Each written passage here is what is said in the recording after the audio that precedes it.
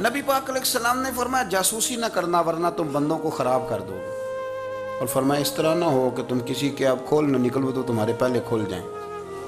یہ جو ذوق ہے نا یہ ختم کریں، چھوڑیں، مطلب آپ کس چکر میں پڑے ہوئے ہیں، اتنی زیادہ توجہ کرنے کی کیا ضرورت ہے، نے کام سے کام رکھیں، اس میں بندہ تھوڑا سا نا آسان رہتا ہے۔ یہ جو بہت زیادہ ٹٹولنے والے لوگ ہوتے ہیں نا وہ بیچارے پھر عمر ٹٹولتے ہی گزار دیتے ہیں،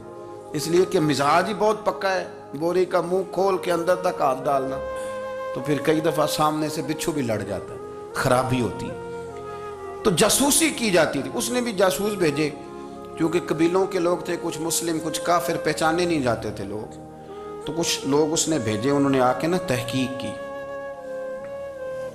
ریسرچ کری کہ آخر ماجرا کیا ہے، تو واپس جا کے انہوں نے رپورٹ دی نا روم کے بادشاہ کو۔ اس رپورٹ کا ایک جملہ بڑا شاندار ہے، وہ کہنے لگا بادشاہ ہمیں مسلمانوں کی کوئی سمجھ نہیں آئی، ہمیں کوئی سمجھ نہیں آئی۔ انہوں نے کہا کیوں نہیں سمجھ آئی؟ کہنے لگے یار عجیب بندے ہیں، جب رات مسلح پہ بیٹھتے ہیں تو یوں لگتا ہے ان کا دنیا سے رشتہ ہی کوئی نہیں، کوئی کسی کو نہیں جانتا، کوئی اپنے دکھ سنا کے رو رہا ہے، کوئی اپنی بات کر کے رو رہا ہے، لگتا ہے کہ ان کا کوئی رشتہ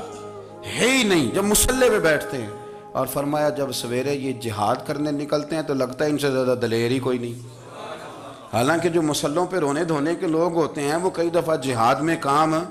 نہیں کرتے، لیکن عجیب لوگ ہیں کہ رات کے راہب ہیں دن کے مجاہد ہیں، کوئی سمجھ نہیں آتی۔ میرے عزیز،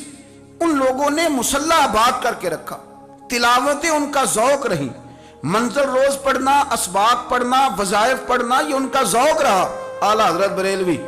رحمت اللہ نے 1000 کتاب لکھی ہے، لیکن الوظیفۃ الکریمہ کے نام سے جو وہ صبح و شام وظائف پڑھتے تھے وہ الگ انہوں نے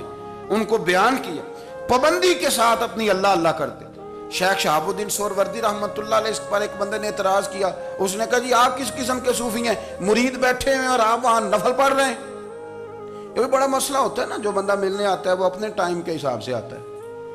اور اس کا یہ بھی خیال ہوتا ہے کہ پیر صاحب جو ہیں وہ چونکہ درویش ہیں تو نہ انہیں روٹی کھانی چاہیے نہ سونا چاہیے، چونکہ وہ درویش ہیں، اور ہم چونکہ درویشوں کے ماننے والے ہیں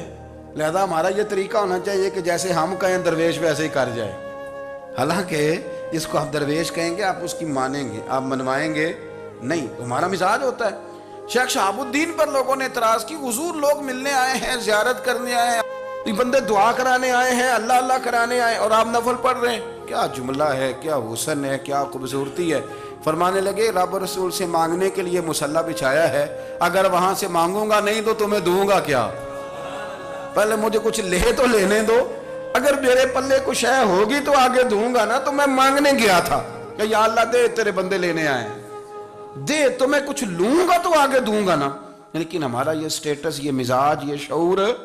نہیں ہے۔ گپیں، کہانیاں، داستانیں، گفتگو، خطابت، واز، کیا بات، لیکن اگر کچھ کرنے کا کام ہو تو وہ نہیں ہم سے ہوتا۔ میرے نبی کریم علیہ السلام نے مصلی سے دل لگانے کا درس دیا، حضور نے توجہ دلائی، صحابہ اس ذوق کے حامل لوگ تھے،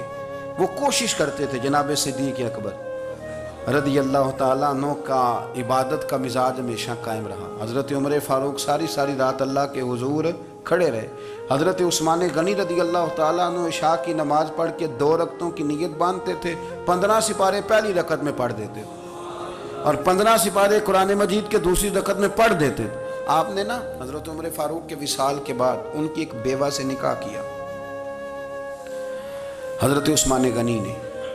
نکاح کیا۔ وہ خاتون آپ کے نکاح میں آئیں تو عرض کرنے لگی امیر المومنین میرے لیے اعزاز تو بہت ہے کہ میں امیر المومنین کی بیوہ تھی تو امیر المومنین کی منکوحہ ہو گئی ہوں، لیکن حضور نہ تو میں جوان ہوں کہ میرے اندر رغبت ہوتی اور نہ میں اب اس قابل ہوں کہ کوئی خدمت کر سکوں، میرے ساتھ نکاح کی وجہ کیا بنی؟ تو عثمان غنی رو پڑے، فرمانے لگے میں نے عمر فاروق کو مسجد میں اپنے رب سے ڈرتے ہوئے دیکھا ہے، میں نے اسے روتے ہوئے دیکھا ہے، عدل کرتے دیکھا ہے، انصاف کرتے دیکھا ہے، امت کی خیر خواہی کرتے دیکھا۔ تمہارے ساتھ نکاح اس لیے کیا ہے کہ تم مجھے یہ بتاؤ کہ عمر فاروق گھر کے اندر اپنے رب کو کیسے راضی کرتے تھے، گھر کے اندر کیسے راضی کرتے تھے، وہ طریقے بتلاؤ، تم بتاتی جانا اور میں بھی اسی طرح گھر میں عبادت کروں۔ میرے رسول کریم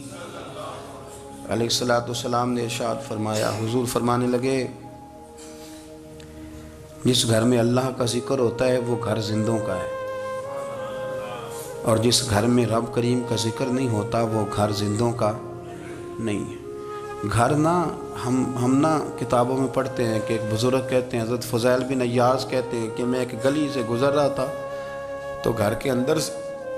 کسی قاری صاحب نے قرآن کی آیت پڑھ دی، ولی من خاف مقام ربہ جنتان، میں تے میرے کانوں سے ٹکرائی تو اللہ نے میری کایا ہی پلٹ دی، میں توبہ کر گیا۔ اب گھر کے اندر سے آواز آئے تو صحیح نہ تلاوت کی،